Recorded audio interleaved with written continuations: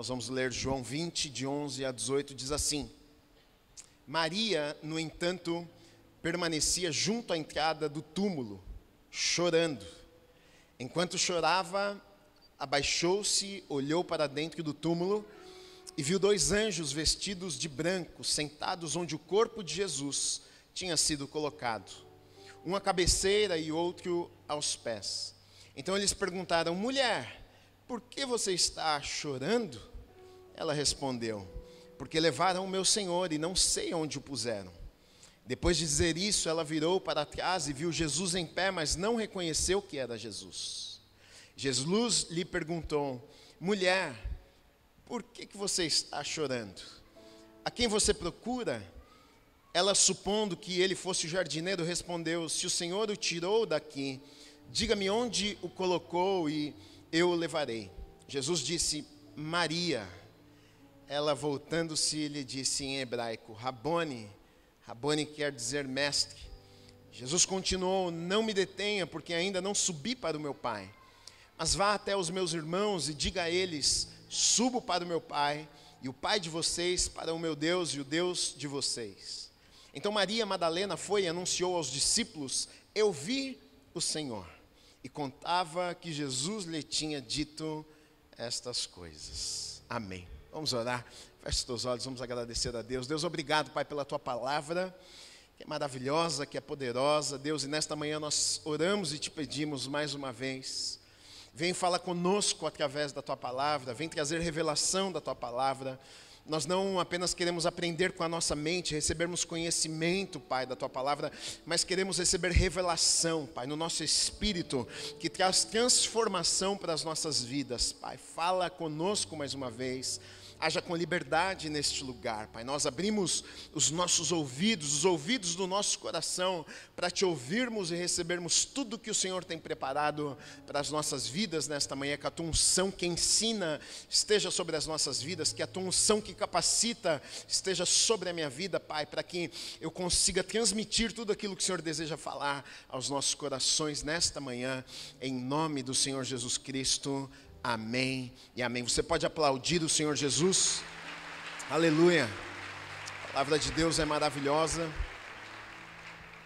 Amém. Nestas últimas semanas nós temos falado um pouco sobre o sofrimento do ser humano, que é inevitável. Todos nós sofremos, choramos, passamos por problemas, tribulações, circunstâncias adversas aqui na terra. E isso é inevitável, por mais que a gente creia, por mais que a gente ande com Deus, o sofrimento ele é muitas vezes inevitável, né? Então, estamos tentando encontrar respostas na palavra de Deus. Será que existe um consolo de Deus? Será que Deus muda as nossas circunstâncias adversas? Será que Deus faz alguma coisa a respeito do nosso sofrimento?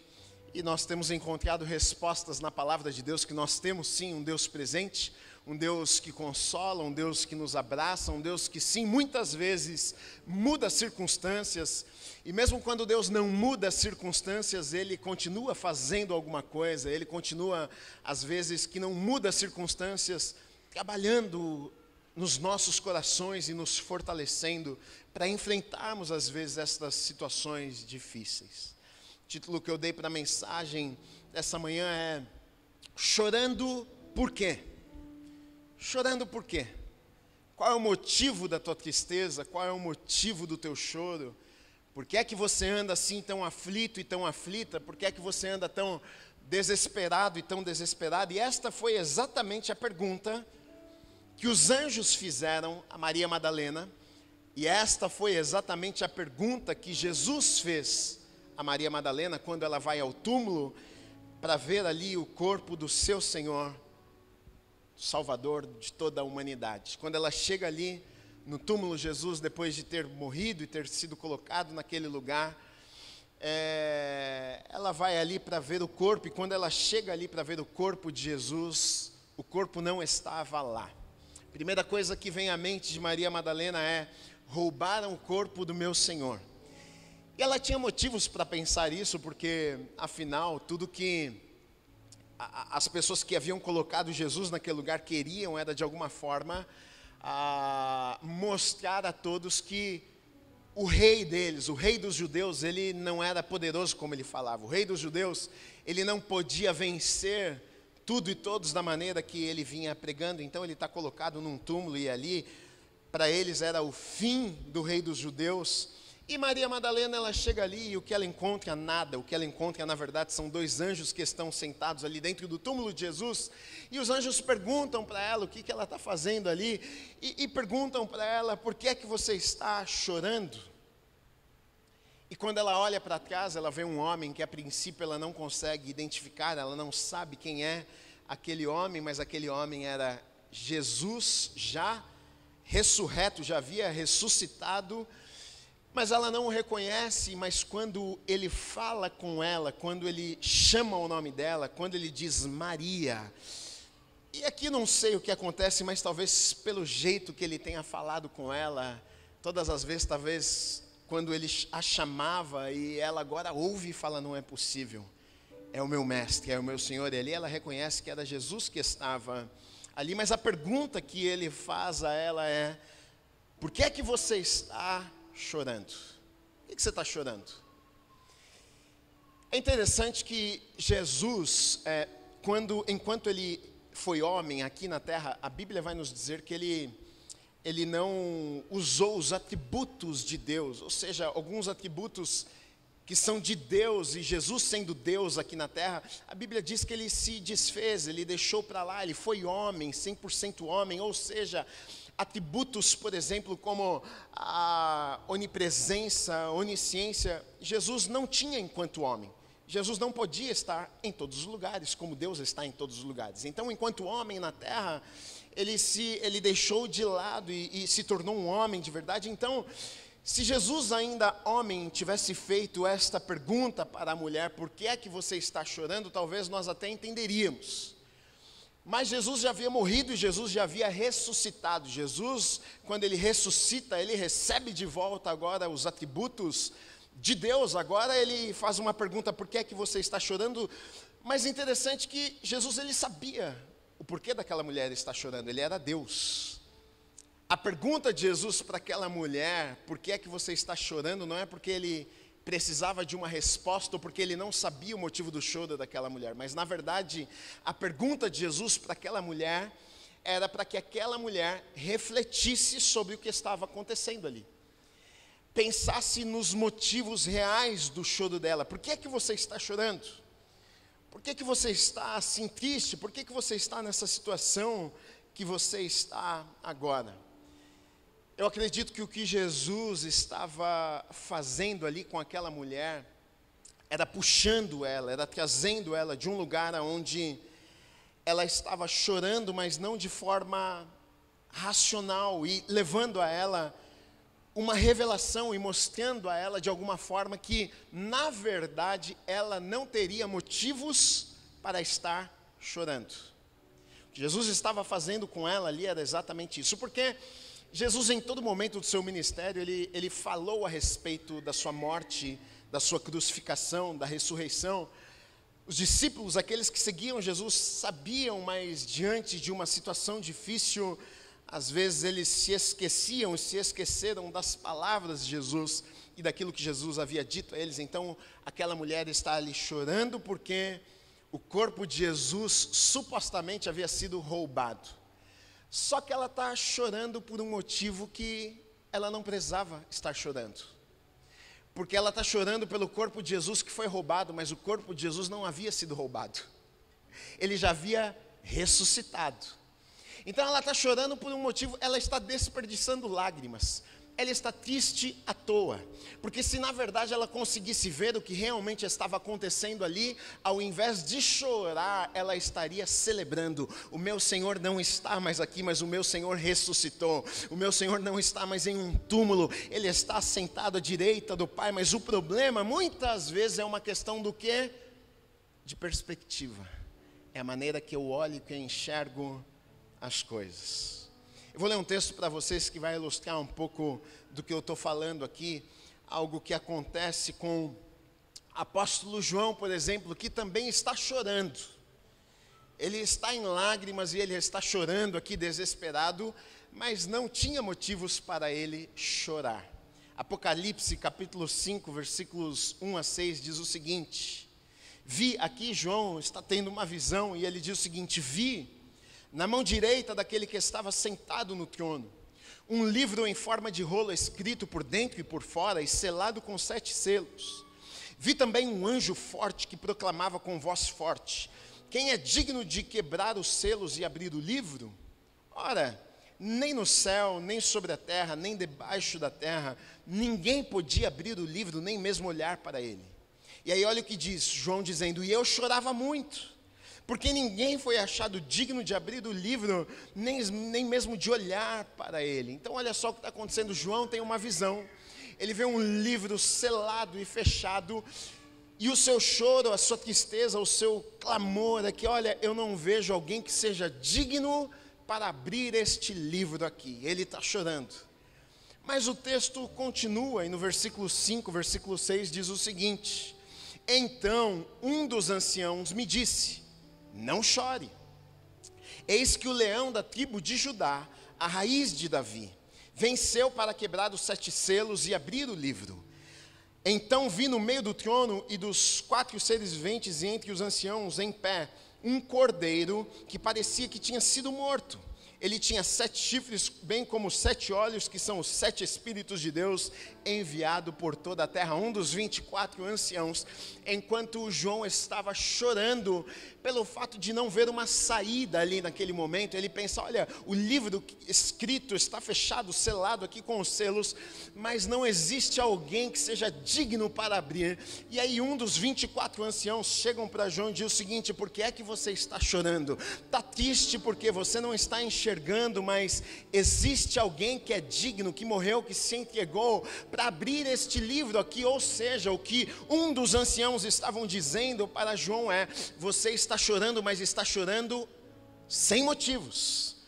Talvez você esteja chorando porque você não consegue enxergar, mas se você visse o que realmente está acontecendo, talvez você não estaria chorando. Exatamente o que acontece, por exemplo, na história de José também. Você conhece a história de José? Aquele menino, aquele garoto com muitos sonhos. Deus dá a ele um sonho. Diante do sonho que ele tem, ele compartilha com seus irmãos que já não gostavam dele, afinal ele era o predileto ali de seu pai. Mas os irmãos ficam com ódio, com raiva e decidem tramar contra a sua vida e pegam José. E primeiro pensam em matar José, mas depois o irmão mais velho diz: não, nós não podemos derramar sangue com as nossas próprias mãos. Ele é sangue do nosso sangue, ele é nosso irmão. E aí eles viram uma caravana de midianitas passando sentido ao Egito e eles decidem vender José como escravo para aquela caravana que estava indo para o Egito. Só que eles fazem isso e eles voltam para sua casa, e a notícia que eles levam para o seu pai Jacó era uma notícia mentirosa. Eles não dizem ao seu pai: olha, nós vendemos o nosso irmão lá para uma caravana de midianitas que está indo lá para o Egito e ele agora é escravo. Não é isso que eles falam para o seu pai. O que eles falam para o seu pai é: olha, nós estávamos lá no deserto e infelizmente, meu pai, olha o que nós encontramos aqui. Nós encontramos a túnica, as vestes de José toda rasgada com sangue, ou seja, algum animal feroz ali pegou José e matou José e destruiu José, e aqui está a túnica do seu filho. E diante desta notícia, o que é que acontece? É claro, o pai chora, o pai se entristece, o pai está lá em prantos, perde a vontade de viver, afinal ele havia perdido seu filho que tanto amava. Mas olha que interessante o que diz no texto em Gênesis 37, dos versículos 34 a 36. Então Jacó rasgou as suas roupas, vestiu-se de pano de saco e lamentou o filho durante muitos dias. Todos os seus filhos e todas as suas filhas vieram para o consolar. Ele, porém, recusou ser consolado e disse: chorando descerei à sepultura para junto do meu filho. E continuou a chorar pelo filho. Ele está chorando, inconsolável. Os outros filhos tentavam consolar o pai, mas ele diz: não há nada que possa me consolar, eu só vou parar de chorar quando eu descer da sepultura e me encontrar com o meu filho.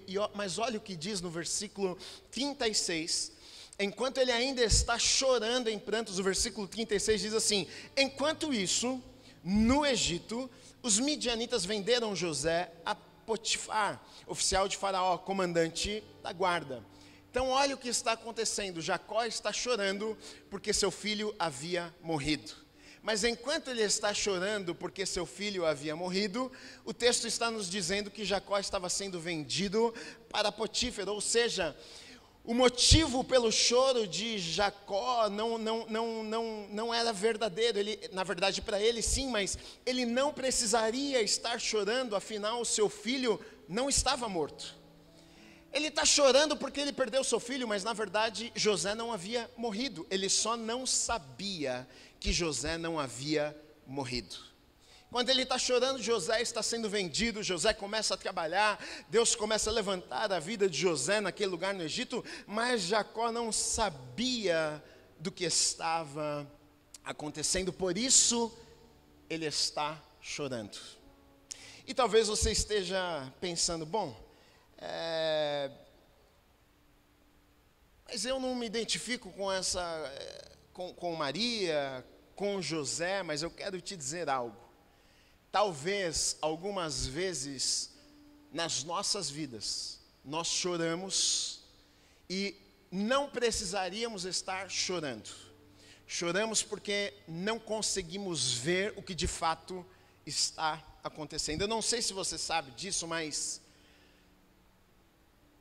nós cristãos, nós lidamos, na verdade não só cristãos, na verdade todo ser humano, mas para nós é algo muito importante. Todos nós, todo ser humano, ele lida, mesmo que ele não saiba disso, ele lida com dois mundos, duas realidades. Mesmo que ele não tenha entendimento e conhecimento sobre isso, é uma verdade. Todo ser humano, ele lida com dois mundos. Se existem então dois mundos, duas realidades. Talvez uma realidade seja mais real para nós pelo fato de vermos com os nossos olhos, mas isso não significa que não existe outra realidade que não possa ser vista com os nossos olhos naturais. O mundo natural e o mundo espiritual são duas realidades. Aquilo que vemos e vivenciamos aqui no dia a dia, podemos sentir, e aquilo que muitas vezes não vemos e não sentimos. E na verdade esse é um grande desafio, porque talvez pelo fato de não vermos com os nossos olhos naturais algumas coisas, a gente interpreta algumas situações da vida de maneira diferente e por isso choramos, por não conseguirmos ver como Deus vê as coisas. Dois mundos, duas realidades. Você é espírito, não sei se você sabe disso. Dentro dessa carcaça aqui, existe um espírito aí. E a palavra de Deus diz que a maneira de nos relacionarmos com Deus, de falarmos com Deus, de ouvirmos a Deus, é através do quê? Do nosso espírito. É o nosso espírito que se comunica com o Espírito de Deus que também habita em nós, que está dentro de nós. João 4:24 diz, olha, Deus ele é espírito e é necessário que os seus adoradores o adorem em espírito e em verdade. Então, existem estas duas realidades, existem estes dois mundos aqui, o natural e o espiritual ou sobrenatural. Agora, para esse mundo aqui, para essa realidade que é espiritual, nós precisamos de uma ferramentazinha aqui, que na Bíblia vai dizer que é a fé. Para acessarmos, para vivermos de acordo com essa realidade espiritual, nós precisamos do quê? De fé. Afinal, nós não podemos ver com os nossos olhos. Então, se você não pode ver com o seu olho, se você não pode experimentar de primeira com a sua mão e ver e pegar, como é que você vai acreditar nisso aqui? Você precisa de fé para conseguir acreditar naquilo que não é palpável, aquilo que você não consegue ver. É exatamente o que vai dizer lá em Hebreus, no capítulo 11, dos versículos 1 a 13, eu sei que você já sabe, mas é importante nós repetirmos algumas verdades da palavra. Diz assim, ora, a fé, ela é a certeza de coisas que se esperam, a convicção de fatos que não se veem. Pois pela fé os antigos obtiveram bom testemunho. Pela fé entendemos que o universo foi formado pela palavra de Deus, de maneira que o visível veio a existir das coisas que são invisíveis. Então olha o que está dizendo aqui o escritor de Hebreus, que a fé ela é a convicção do quê? Ela é a certeza do invisível. Ela é a certeza daquilo que eu não consigo ver. É a certeza do invisível. Você está vendo alguma coisa? Não estou vendo nada, mas eu tenho certeza. Como assim? Isso aqui é fé. Mas você está enxergando, você consegue pegar, você consegue apalpar? Não estou vendo nada, não estou enxergando nada, não consigo pegar. Não é uma realidade física, no natural eu não consigo ver, mas eu tenho certeza, eu tenho convicção disso aqui. Mas como é que você tem tanta certeza assim? Fé. Então, para experimentarmos essa realidade de um mundo espiritual que é uma verdade, nós precisamos de fé para então vermos como Deus vê, para enfrentarmos a vida e os problemas e as realidades da vida, não como eu vejo, não baseado nas minhas experiências que eu tive na vida, mas com os olhos de Deus. Como que Deus vê essa situação? O que Deus pensa sobre isso aqui? Então nós precisamos de fé. Quero usar um exemplo aqui de uma história que é contada no segundo livro dos Reis, na Bíblia. Aqui o que está acontecendo é que o profeta Eliseu, ele está sendo um tutor, um profeta na verdade, né? Ele tá instruindo o povo ali de Israel, e ele está na verdade até os ajudando, dando conselhos, porque o rei da Síria vinham para lutar contra o povo de Deus. E o que acontece é que Eliseu ele já avisava o povo antes do que iria acontecer, as estratégias do inimigo. Ele contava, eles vão vir por ali, vão fazer assim, assim, assim. Então quando os sírios chegavam para enfrentar o povo de Deus, eles já estavam tudo preparado, e eles pegavam e derrotavam os inimigos. O rei da Síria fica furioso com isso. Ele fala, não é possível, aqui no nosso meio tem alguém que é dedo duro. Alguém está indo lá e contando sobre as estratégias, porque quando a gente chega lá já está tudo pronto. Eles já fecharam o cerco, eles sabem de tudo que nós pensamos e preparamos. E alguém lá do meio fala, não rei, não tem nenhum dedo duro não. Sabe o que acontece? Acontece é que tem um homem lá do povo de Deus que ele é profeta. E ele conta, e ele alerta, e ele instrui eles de tudo que vai acontecer. O rei fica bravo e manda ir lá buscar quem que é esse homem. Vamos achar ele, vamos caçar ele, que eu preciso pegar esse homem aí. Então, o segundo Reis, no capítulo 6, versículos 14 a 17, diz o seguinte: então o rei enviou para lá cavalos, carros de guerra em grande exército. Eles chegaram, segundo Reis 6, de 14 a 17, não sei se eu falei. O servo do homem de Deus levantou-se bem cedo, e ao sair, Eliseu aqui, eis que tropas, cavalos e carros de guerra haviam cercado a cidade. Então o moço disse Eliseu, o moço de Eliseu aqui é um companheiro, um ajudante de Eliseu. Diante daquela situação, carros, cavalos, tudo cercado ali, eles levantam, o moço então fala para Eliseu o seguinte: ai meu senhor, o que faremos? Ele respondeu, não tenha medo, porque são mais os que estão conosco do que os que estão com eles. Como assim?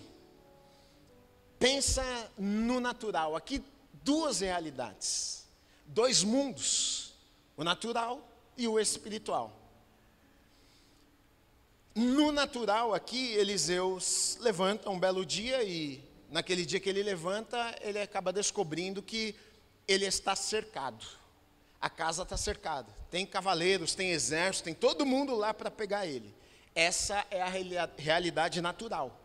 Isso aqui é o que eles estão vendo. Talvez ali pela janelinha, o moço olha e fala, Eliseu, você não sabe. O que foi, meu filho? Nós estamos fritos. Nós estamos perdidos, mas por quê? O que acontece? Não, porque a casa está cercada, e você não tem ideia do tanto de cavalo, você não tem ideia do tanto de gente que tem fora, ou seja, não tem chance, não existe possibilidade de nos salvarmos aqui, afinal nós estamos cercados. Agora, diante dessa situação, no natural, a minha pergunta é, eles tinham motivos para se desesperar? Claro.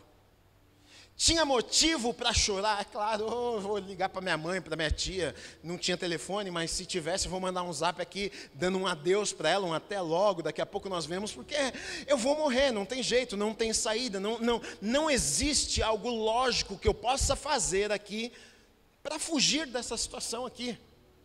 E eles tinham um motivo sim, o homem tinha motivo de ficar desesperado, só que é exatamente aqui que essa mensagem vai falar conosco nessa manhã, porque eu não estou dizendo para você que no natural você não tenha motivos. Eu não estou dizendo para você que você é alguém que não tem coração e tem um pedaço de pedra no lugar do teu coração e que na realidade natural, algumas vezes, nós não temos mesmo motivos para ficarmos preocupados e andarmos ansiosos e sentirmos medo, ficarmos aflitos por não encontrarmos uma saída. Sim, no natural, muitas vezes é exatamente isso que acontece aqui. O que está acontecendo com esse homem? Ele olha e fala, não tem como. Mas então o homem de Deus olha para ele e diz assim, não fique com medo. Não fique com medo. Como assim não fica com medo?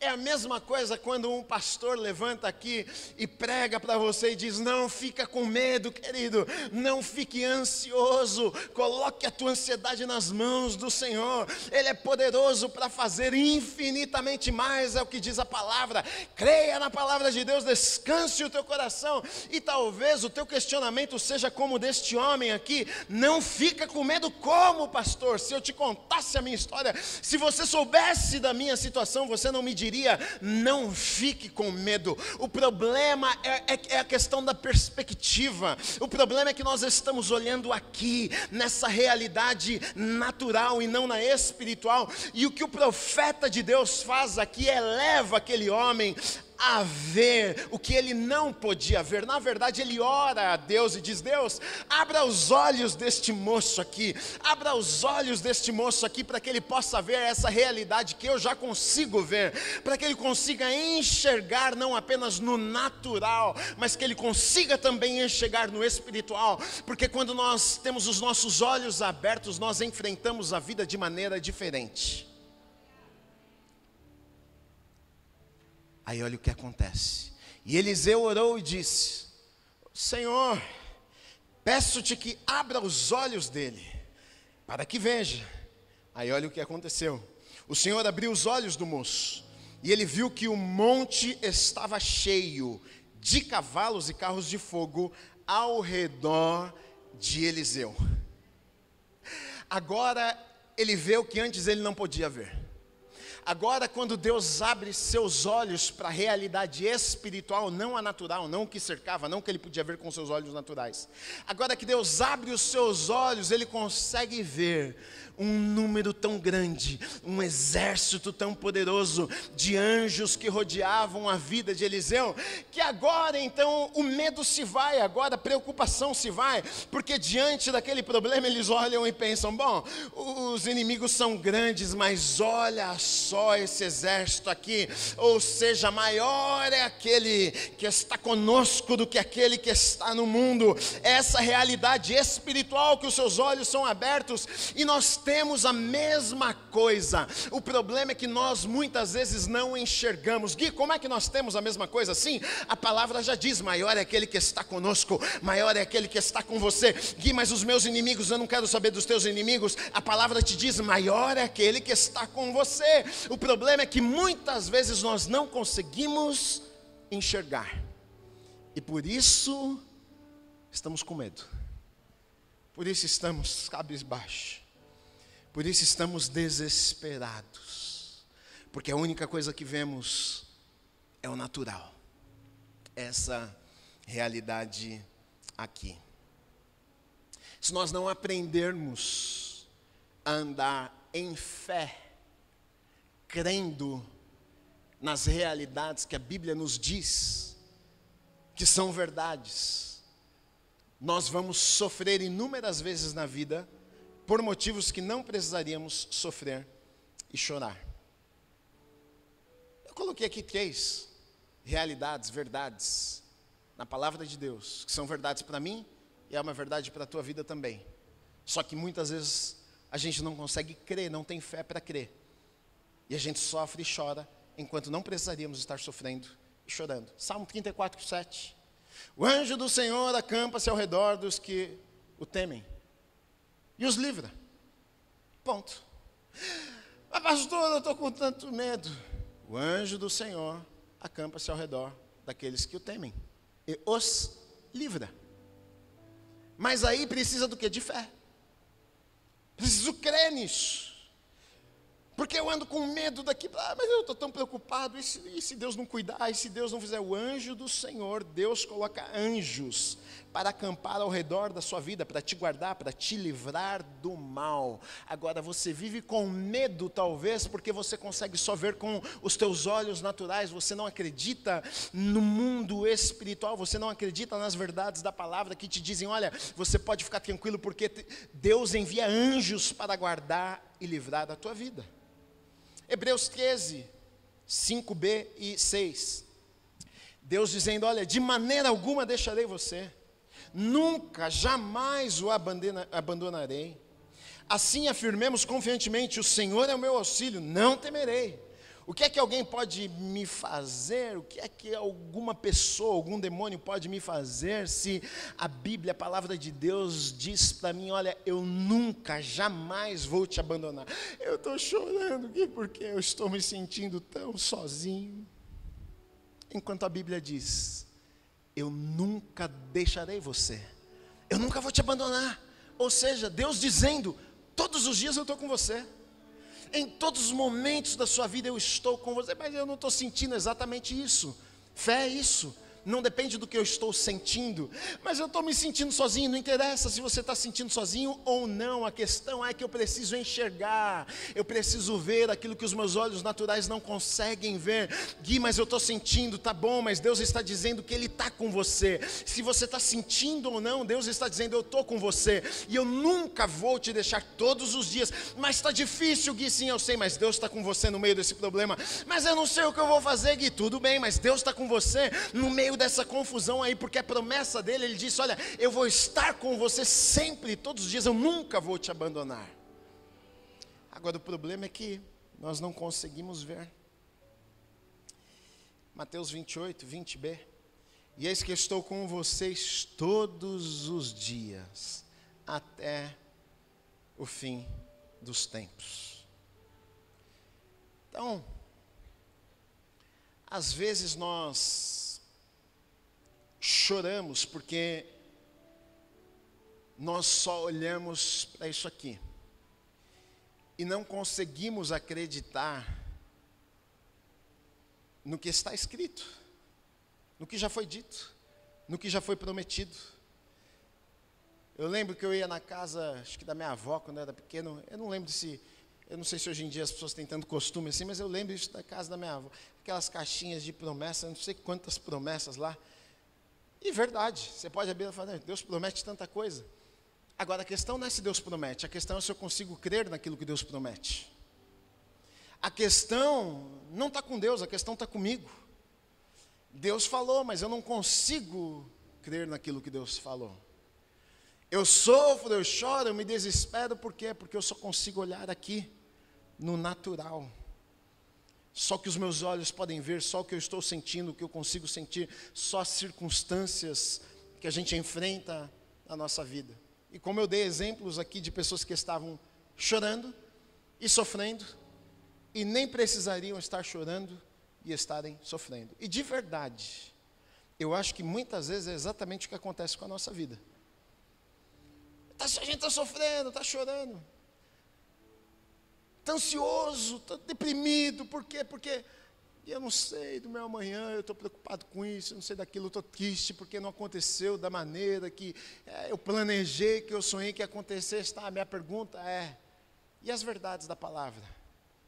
E as promessas de Deus, de um Deus que tem bons planos, sonhos, um bom futuro para você? Independente do que tenha acontecido, mas saiu das minhas, sim, pode ter saído das suas mãos, e maravilhoso que tenha saído das suas mãos, porque é isso que precisa acontecer mesmo. Para Deus fazer, a gente precisa perder o controle, e entregar o controle para Ele.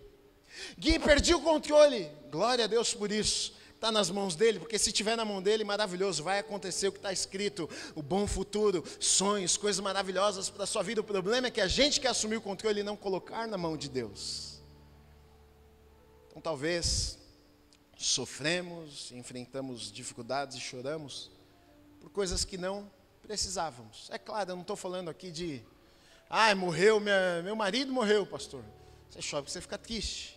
Mas eu estou falando de coisas que são promessas de Deus, que a palavra nos diz, e a gente está lá sofrendo, e não precisaria estar sofrendo, ou até por coisas que ainda nem entendemos, não sabemos, mas precisamos confiar em Deus, sabendo que Ele tem o controle de todas as coisas. Agora, é claro que para isso nós precisamos do quê?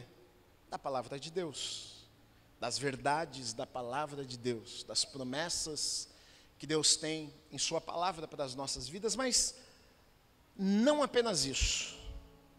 Eu coloquei também aqui que nós precisamos ser guiados também, instruídos pelo Espírito Santo de Deus. É claro que é Ele que revela a palavra de Deus nos nossos corações, mas tem coisas que Deus vai fazer e às vezes nem está de forma específica na palavra, às vezes vai ser algo pessoal de Deus com você. Deus vai te direcionar para alguma coisa, Deus vai te levar, e não necessariamente está escrito ali exatamente o que Deus iria fazer, mas o Espírito Santo de Deus às vezes vai te revelar, e vai falar, e vai te instruir, vai te levar para você viver algumas coisas, ou até deixar de viver algumas coisas na sua vida. Eu vou dar um exemplo aqui, de algo que acontece, porque além da ótica, da palavra que nós precisamos ter e enxergar e olhar para a nossa vida com estes óculos da palavra de Deus, nós precisamos também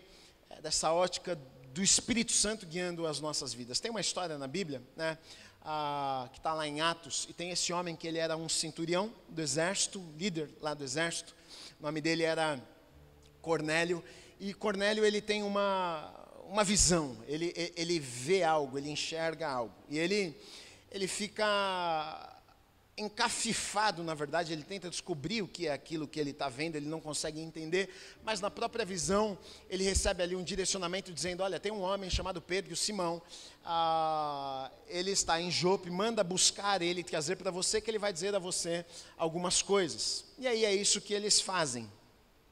Ao mesmo tempo que esse homem, esse Cornélio, que a princípio não era um cristão, um judeu, mas ele temia a Deus, ao mesmo tempo que ele está tendo essa visão, lá em Jope, perto de Jope ali, Pedro e Simão também está tendo uma visão. E a visão que Pedro está tendo é algo, a princípio, esquisito, que ele não entende, mas depois ele vai entender o que acontece ali. Ele vê um lençol descendo do céu. Que negócio esquisito.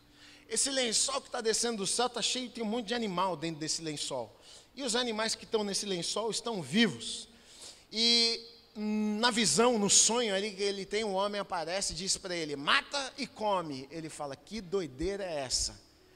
Que negócio maluco é esse? Ele tem uma visão de um lençol descendo do céu, e quando o lençol chega perto, ele olha, tem um monte de animal, e o homem diz assim, mata esses animais e come. O que está acontecendo ali? Depois ele vai entender o que estava acontecendo. Na verdade, o que acontece é que os judeus, eles tinham regras, eles não comiam certos animais porque eles consideravam impuros, e eles não queriam se tornar impuros, então tem coisas que eles não faziam, e aí o texto está dizendo, não, mas mata e come. O que é que Deus estava o levando a fazer? Porque Deus já havia falado para Cornélio, manda ir lá buscar Pedro, porque ele vai vir e vai falar algumas coisas com vocês. O que está acontecendo aqui? Deus iria usar a vida de Pedro para pregar o evangelho aos gentios, que eles consideravam o quê? Impuros. Ou seja, eu vou pregar para impuro, o evangelho é para nós, as boas novas é para nós, agora não são para eles lá.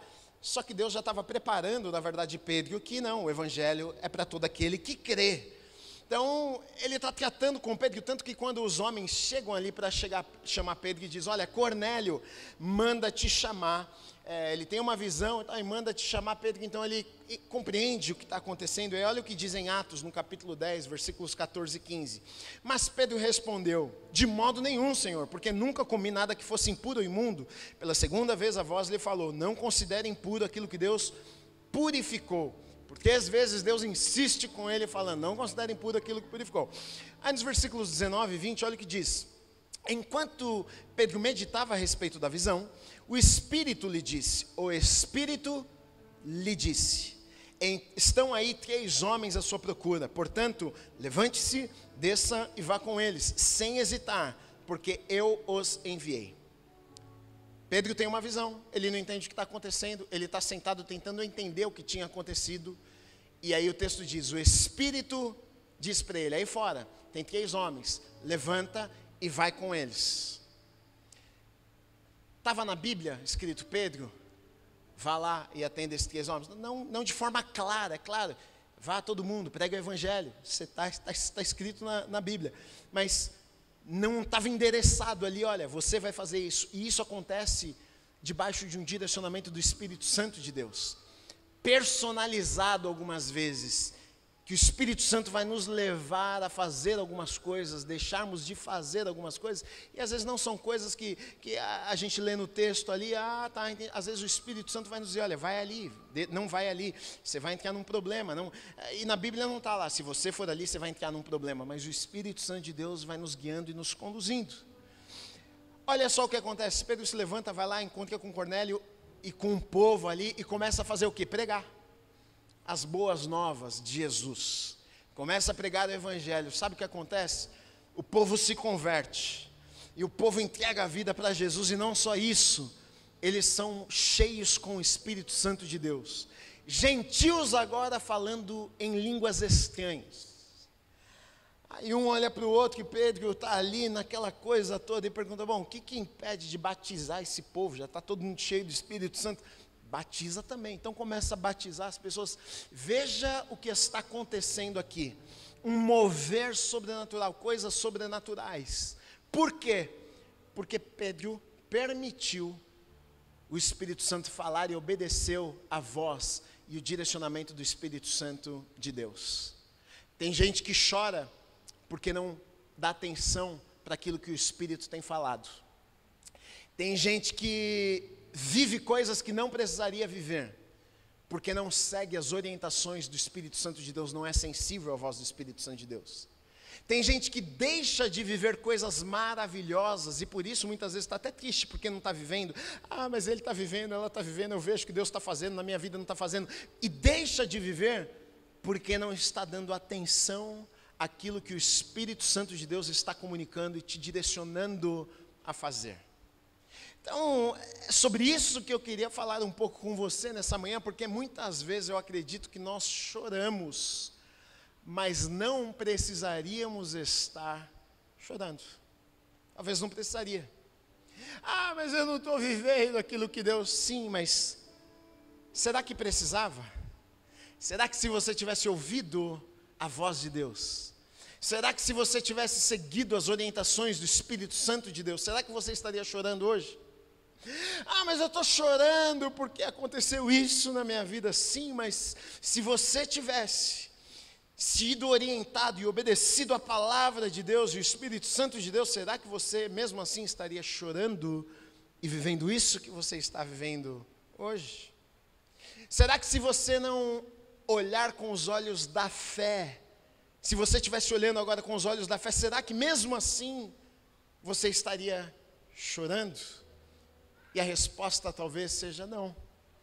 Talvez se você apoiasse a tua vida na palavra de Deus, talvez se você acreditasse nas promessas que Deus tem para você, talvez se a tua vida estivesse sendo dirigida pela palavra de Deus, pelo Espírito Santo de Deus, talvez você não estaria chorando hoje.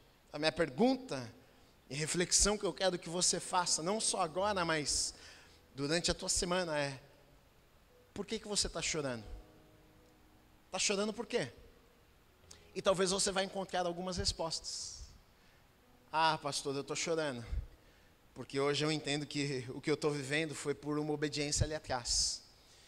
Pastor, eu estou chorando porque eu ouvi a voz do Espírito Santo, mas eu desprezei. Estou chorando, pastor, porque eu estou olhando só para o natural. E não estou tendo fé, não estou crendo naquilo que Deus já me disse que Ele faria na minha vida. Talvez você não tenha tantos motivos para chorar da maneira que você está imaginando. Talvez você poderia viver mais feliz hoje, crendo nas promessas, vendo e enxergando a vida da maneira que Deus vê e enxerga, obedecendo a palavra e sendo direcionada pelo Espírito Santo de Deus. Talvez seus dias fossem, talvez não, com certeza, seus dias seriam melhores e mais felizes aqui na terra. Então eu deixo essa pergunta para você: por que você está chorando? É claro que nós enfrentamos dificuldades aqui na terra, mas o desejo de Deus para os seus filhos é que a gente seja feliz aqui na terra. Deus não quer te ver chorando, Deus não quer te ver sofrendo, Deus não quer que você fique deprimido, deprimida, Deus quer que você seja feliz. E algumas vezes vai ser inevitável o choro. Tem vezes que Deus realmente vai precisar nos consolar lá no meio do choro. Tem vezes que Deus vai precisar mudar uma circunstância para a gente parar de chorar. Tem vezes que Deus vai nos mudar para enfrentarmos essa circunstância. Mas talvez tenha algumas vezes que a gente esteja chorando sem motivos, ou até por motivos que não precisaríamos estar chorando. Poderíamos ter evitado algumas lágrimas e o choro. Então que Deus traga a luz através da sua palavra e nos oriente para que possamos viver aquilo que Ele tem preparado para as nossas vidas aqui na terra. Amém? Você recebe essa palavra? Fica de pé no teu lugar, aplauda o Senhor Jesus. Deus, obrigado, Pai, pela tua palavra. Deus, nós queremos crer em Ti, crer na tua palavra, crer nas tuas promessas para nós. Deus, nós não queremos andar por vista, por sentimentos ou apenas por aquilo que os nossos olhos naturais enxergam, Pai. Sabemos que existem dois mundos e duas realidades, o natural aqui, do nosso dia a dia, o que o nosso corpo pode sentir e os nossos olhos naturais podem ver, mas sabemos também que existe um outro mundo, uma outra realidade que é espiritual. E o Senhor governa, Pai, e o Senhor tem promessas para as nossas vidas. E nós não queremos viver só nesta realidade aqui humana, terrestre, Pai, mas queremos crer nas verdades da Tua palavra. Queremos ver com os Teus olhos, Pai. Nos ajuda, assim como o moço de Eliseu teve os seus olhos abertos, Pai. A minha oração nesta manhã, Espírito Santo de Deus, assim como Eliseu, o profeta, orou naquele dia: abra os olhos do Teu servo e do Teu filho. Deus, eu oro e peço, abra os nossos olhos, Pai. Abra os nossos olhos, Deus, para que possamos enxergar a realidade daquilo que o Senhor tem para as nossas vidas, para que não olhemos apenas com os olhos naturais, Pai, mas para que possamos enxergar aquilo que o Senhor está fazendo em nossos dias, aquilo que o Senhor está fazendo nas nossas vidas, Pai, para que possamos enxergar que mesmo que as situações pareçam estar fora do lugar, o Senhor continua no trono, controlando todas as coisas, Pai. Nós não queremos viver as nossas vidas, Pai, com os nossos olhos aqui, mas nós queremos entender que existe uma outra realidade, o mundo espiritual. Nos ajuda a crer, Pai. Aumenta a nossa fé através da palavra de Deus, Pai, para que possamos crer, Deus, para que possamos crer, Pai, nas Tuas promessas, nas verdades da Tua palavra, Pai, para que possamos, Deus, viver tudo aquilo que o Senhor tem preparado para as nossas vidas, Pai, em nome do Senhor Jesus Cristo, em nome do Senhor Jesus Cristo. Amém, amém, amém.